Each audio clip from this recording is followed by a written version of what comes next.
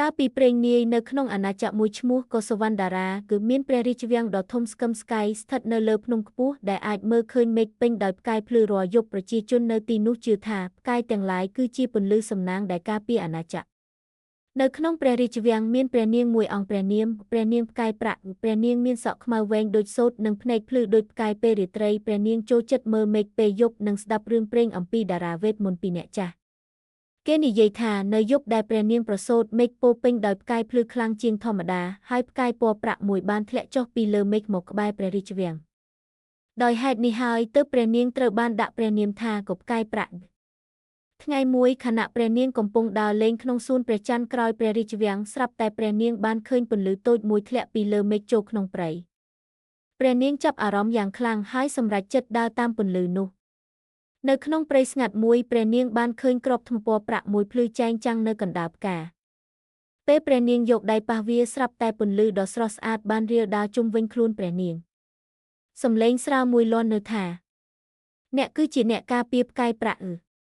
ព្រះនាងភ្ញាក់ផ្អើលយ៉ាងខ្លាំងភ្លាមនោះគ្រាប់ថ្មនោះបានប្រែក្លាយជាខ្សែដៃពណ៌ប្រាក់ដ៏ស្រស់ស្អាតនៅលើដៃព្រះនាងចាប់ពីថ្ងៃនោះមកព្រះនាងចាប់ផ្ដើមមានអំណាចចម្លែកពេលព្រះនាងលើកដៃឡើងពន្លឺផ្កាយតូចអាចលេចឡើងជុំវិញខ្លួនព្រះនាងអាចព្យាបាលផ្កាដែលស្វិតនិងបំភ្លឺទីងឹតដោយពន្លឺផ្កាយប៉ុន្តែនៅឆ្ងាយពីអាណាចក្រមានអ្នកវេទមន្តខ្មៅម្នាក់ឈ្មោះកណូរ៉ាអូដែលចង់កាន់កាប់អំណាចផ្កាយប្រាក់គាត់ជឿថាបើគាត់ទទួលបានអំណាចនោះគាត់នឹងអាចគ្រប់គ្រងមេឃនិងផែនដីបានយប់មួយមេឃចាប់ផ្ដើមងឹតខុសធម្មតាផ្កាយជាច្រើនបាត់ពន្លឺហើយខ្យល់ត្រជាក់បក់ខ្លាំងពេញអាណាចក្រប្រជាជនភ័យខ្លាចយ៉ាងខ្លាំងគ្រូទាយចាស់ម្នាក់បាននិយាយថាអំណាចចង្រិតកំពុងលេបយកពន្លឺផ្កាយបើផ្កាយប្រាក់ទៅបាត់ពិភពលោកនឹងធ្លាក់ក្នុងភាពងឹតព្រះនាងផ្កាយប្រាក់សម្រេចចិត្តស្វែងរកមូលហេតុនៅយប់បន្ទាប់ព្រះនាងបានធ្វើដំណើរចូលទៅក្នុងកភ្នំតារាដែលជាកន្លែងគេជឿថាផ្កាយទាំងឡាយចុះមកសម្រាកពេលយប់តាមផ្លូវព្រះនាងបានជួបសត្វក្តាន់ពណ៌សមួយក្បាលដែលមានស្នែងភ្លឺដូចគ្រីស្តាល់ខ្ញុំឈ្មោះលូមីរ៉ាគឺវានិយាយព្រះនាងភ្ញាក់ផ្អើលប៉ុន្តែស្ដាប់វាដោយស្ងប់ស្ងាត់ខ្ញុំត្រូវបានផ្ញើមកជួយអ្នកមានតែអ្នកប៉ុណ្ណោះដែលអាចការពារផ្កាយប្រាក់បានគឺលូមីរ៉ាបាននាំព្រះនាងឆ្លងកាត់ផ្លូវអាថ៌កំបាំងនិងស្ពានពន្លឺលើពុកបន្ទាប់ពីធ្វើដំណើរជាច្រើនម៉ោងពួកគេទៅដល់ប្រាសាទបុរាណមួយនៅលើកំពូលភ្នំនៅកណ្ដាលប្រាសាទមានគ្រាប់ពន្លឺធំមួយអណ្ដែតលើអាកាសវាជាបេះដូងផ្កាយប្រាក់ដែលផ្ដល់ពន្លឺដល់ផ្កាយទាំងអស់នៅលើមេឃប៉ុន្តែមុនព្រះនាងចូលទៅជិតស្រាប់តែផ្សែងខ្មៅបានលេចឡើងណូរ៉ាបានបង្ហាញខ្លួនទីបំផុតខ្ញុំរកឃើញបេះដូងផ្កាយហើយគាត់សើចយ៉ាងខ្លាំងគាត់បានបាញ់អំណាចខ្មៅទៅលើបេះដូងផ្កាយប្រាក់ភ្លាមនោះផ្កាយនៅលើមេឃចាប់ផ្ដើមរលត់មួយ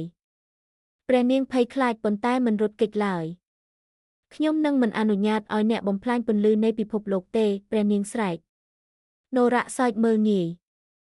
អ្នកគ្រាន់តែជាព្រះនាងតូចម្នាក់ប៉ុណ្ណោះគាត់បានបាញ់វេទមន្តខ្មៅទៅរកព្រះនាងភ្លាមនោះខ្សែដៃផ្កាយប្រាក់ចាប់ផ្ដើមភ្លឺខ្លាំងពន្លឺពណ៌ប្រាក់បានបង្កើតជារបាំងការពារជុំវិញព្រះនាងលូមីរ៉ាស្រែកថាចូលជឿលើពន្លឺក្នុងបេះដូងអ្នកព្រះនាងបិទភ្នែកហើយនឹកឃើញពីប្រជាជនដែលព្រះនាងស្រឡាញ់និងអាណាចក្រដែលត្រូវការពន្លឺភ្លាមនោះបេះដូងផ្កាយប្រាក់បានបញ្ចេញរស្មីដ៏ខ្លាំងបំផុតពន្លឺពណ៌ប្រាក់រាលដាលពេញមេឃផ្កាយទាំងអស់ចាប់ផ្ដើមភ្លឺឡើងវិញអំណាចខ្មៅរបស់ណូរ៉ាត្រូវបានបំបត្តិហើយដំបងវេទមន្តរបស់គាត់ក៏បែកខ្ទេចគាត់ដួលលុតជង្គង់ចុះដោយភ័យខ្លាចពន្លឺមិនអាចត្រូវបំផ្លាញបានទេគាត់និយាយទាំងញ័រ